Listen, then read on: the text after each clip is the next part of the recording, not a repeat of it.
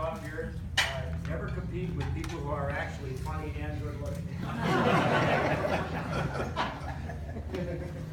Attorney General Schuette, thank you so much for being here, because our schedule looks light compared to yours.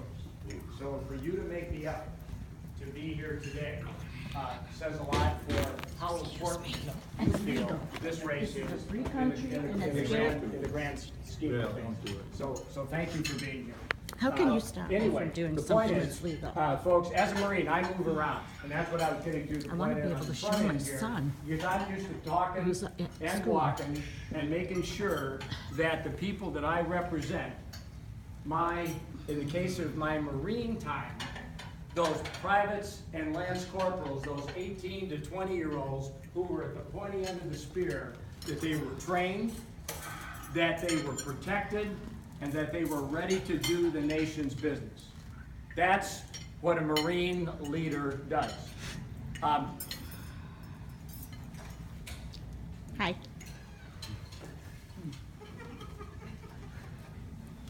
What's the matter?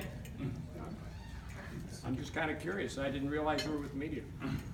Well, this is my son, is a young voter. Okay. And So I'm anyway, kind of showing him the process the here. point is, we have a situation in our country, as the Attorney General alluded to, or specifically stated, that this election is huge.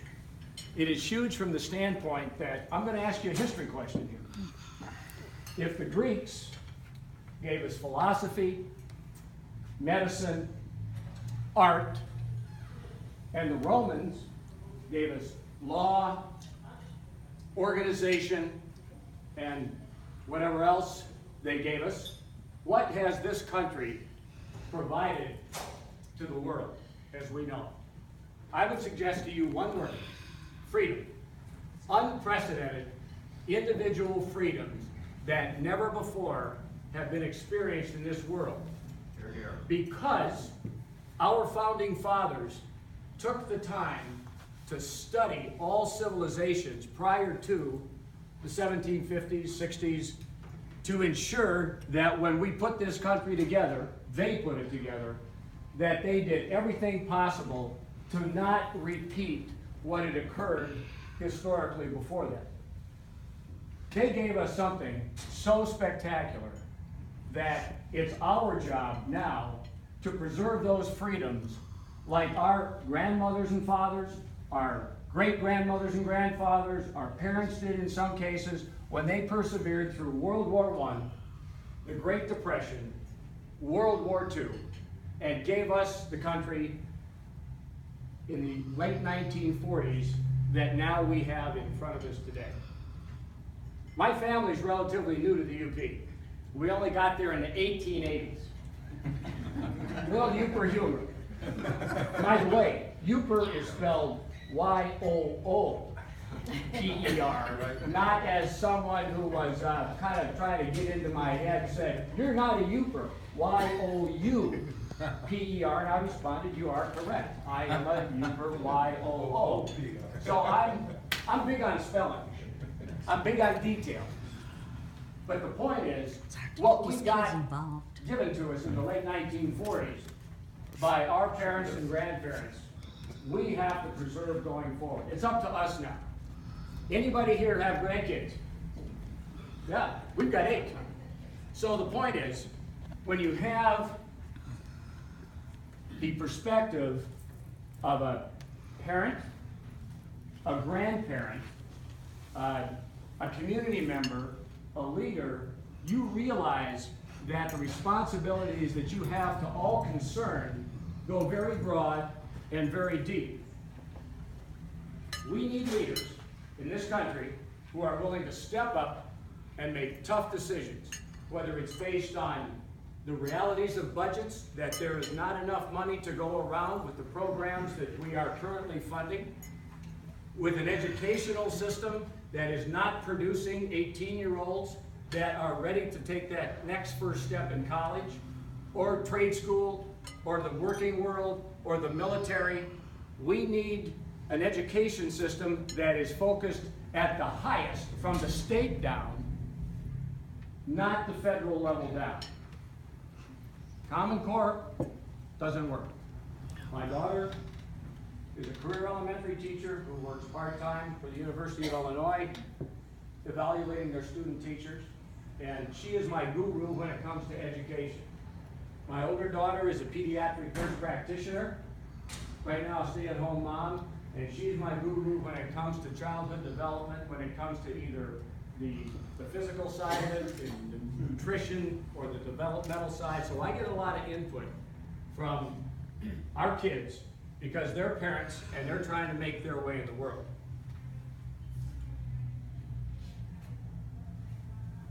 We have serious challenges in this country that haven't been this way for decades. And they're largely driven by fiscal irresponsibility. They're driven by an external and internal adversary who seeks to bring our way of life down. So we have unprecedented national security issues now. As Americans, we make three basic mistakes, I believe, in evaluating the world. Number one, other cultures think the way we do. Number two, other cultures external to our country have the same belief system. And number three, that they really like us. Those are three basic assumptions that I believe are by and large erroneous. So what does that mean? Well, it means we now live in a global environment where the single biggest tool or weapon when it comes to a warfighting standpoint that is used against us is the internet. It's something that we love and use every day for good, but there are people in this world who use it for evil. And trust me, I don't say bad, I say evil. How do we manage the fact that we have a tool that can be used for good and a tool can be used for evil? A security challenge unprecedented in this world. We are at war every day in this world in the cyber realm. That's it. No kidding? It's the reality. How do we combat that? Well, one of the ways we combat the security threats that we have in this world is to send more people to Congress who've actually been boots on the ground, who've been in harm's way, and probably more important, I guarantee you more important than been boots on the ground, who have been in a position where they have sent others to be boots on the ground. We have America's most precious resource, our young men and women in uniform, who, to send them into harm's way, that is serious, serious business. We do not have enough members of Congress who understand what that means and need to make those tough decisions. Now, as the Attorney General said very, very eloquently, this presidential election is about, among other things, the big dog in the room here is the Supreme Court. We, at this point in Michigan and across the country, but especially right here, we are a party of unity. We have a mission as a party to ensure that from the presidency on down, that the House of Representatives, the Senate, the State House, at all levels, remain in Republican hands, because that is our country's best hope of getting out of the mess that we're in and have gotten deeper into over the last 8 years of an administration who believes that it can run its business with a cell phone and a pen and an executive order. Let's face it, Congress has got to get some things done.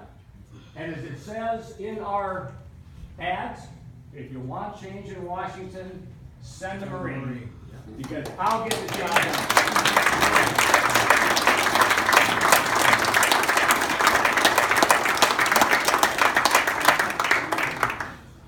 Now, I'm not going to take any questions here, but I will take questions individually afterwards.